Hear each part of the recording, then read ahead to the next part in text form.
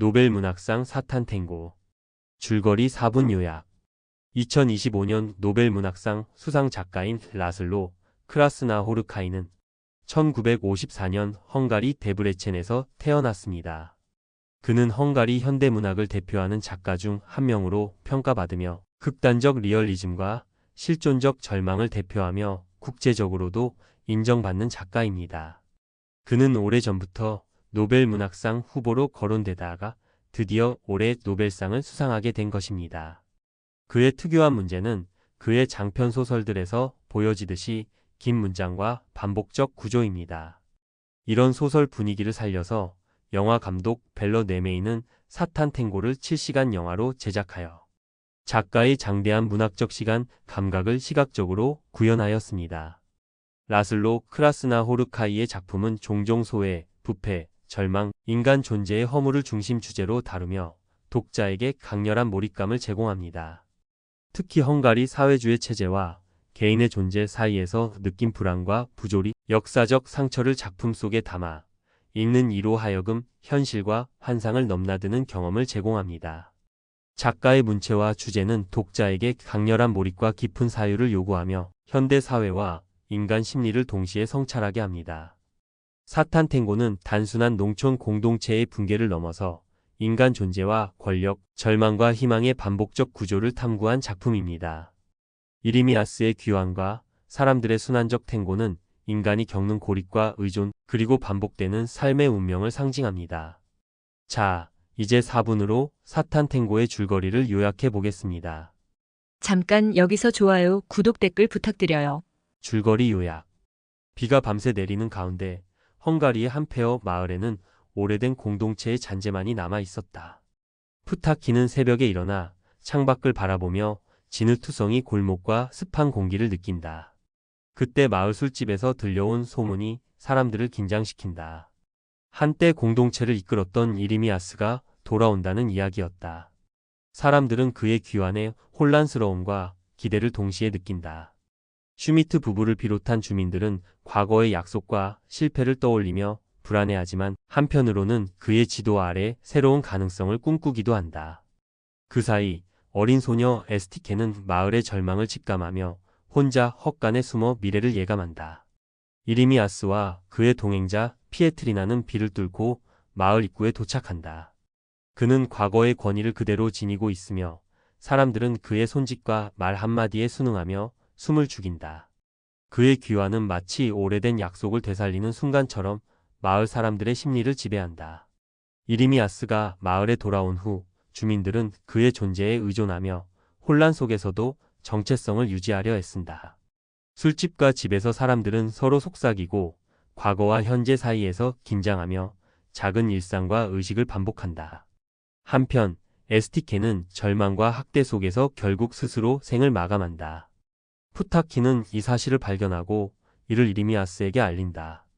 이리미아스는 담담하게 상황을 받아들이며 자신이 사람들의 희망과 절망을 조종하는 위치에 있음을 깨닫는다. 이 사건은 공동체의 인간적 취약성과 이리미아스가 가진 권력의 본질을 보여주는 상징적 장면이 된다. 사람들은 죽음에도 불구하고 그의 귀환을 희망하며 그에게 절대적 의존 상태를 이어간다. 이리미아스는 마을 사람들을 이끌고 서쪽 들판과 폐허가 된 수도원으로 이동한다. 비가 그치지 않는 진흙길을 따라 사람들은 지치고 혼란스러운 상태에서도 그의 지시에 따라 걷는다. 수도원에 도착하자 이리미아스는 사람들에게 역할과 임무를 분배하며 새로운 공동체를 준비한다. 그의 말은 간단하지만 강력하다. 사람들은 다시 농사를 준비하고 협동조합을 만들며 반복적이고 순환적인 삶의 구조 속으로 들어간다. 푸타키는 이 모든 과정을 관찰하며 그의 지도 아래 사람들의 존재가 통제되고 있다는 사실을 인식한다. 이리미아스의 권력과 사람들의 의존은 새로운 탱고의 시작을 알린다. 이리미아스가 도시로 떠난 후 수도원에 남겨진 사람들은 점점 혼란과 공포에 사로잡힌다. 식량 부족, 진흙과 습기, 외부 소음에 대한 과민한 반응은 사람들의 심리를 압박한다. 그들은 무의미한 의식을 반복하고 모닥불 주위에서 허공을 향해 소리치며 존재를 확인하려 애쓴다. 푸타키는 조용히 기록을 남기며 현실의 흐름과 인간 심리를 관찰한다. 이 과정에서 공동체는 점점 더 이리미아스에게 절대적으로 의존하며 인간 존재의 허무와 반복적 운명을 체험한다. 비와 바람, 수도원의 고요 속에서 사람들의 절망은 점점 심화된다. 며칠 후 이리미아스가 수도원으로 돌아온다. 그는 사람들에게 다시 지시를 내리고 새로운 시작을 선언하며 순환적 탱고를 완성한다. 사람들은 한 걸음 앞으로, 한 걸음 뒤로 끝없이 반복되는 삶의 구조 속으로 들어간다. 푸타키는 창밖을 바라보며 이 반복이 끝나지 않을 것임을 깨닫는다. 비와 진흙 속에서 사람들은 살아있음을 증명하지만 동시에 이리미아스의 권력과 통제 속에서 벗어날 수 없다. 이리미아스의 탱고, 곧 사탄의 춤은 끝나지 않고 계속된다. 부록.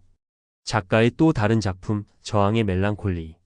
이 작품은 2015년 맨부커 인터내셔널상, 현 부커상 수상작이며 2025년 노벨 문학상 수상의 영예를 안겨준 주요 작품 중 하나로 꼽힙니다. 소설은 헝가리 평원의 한 작은 마을을 배경으로 합니다.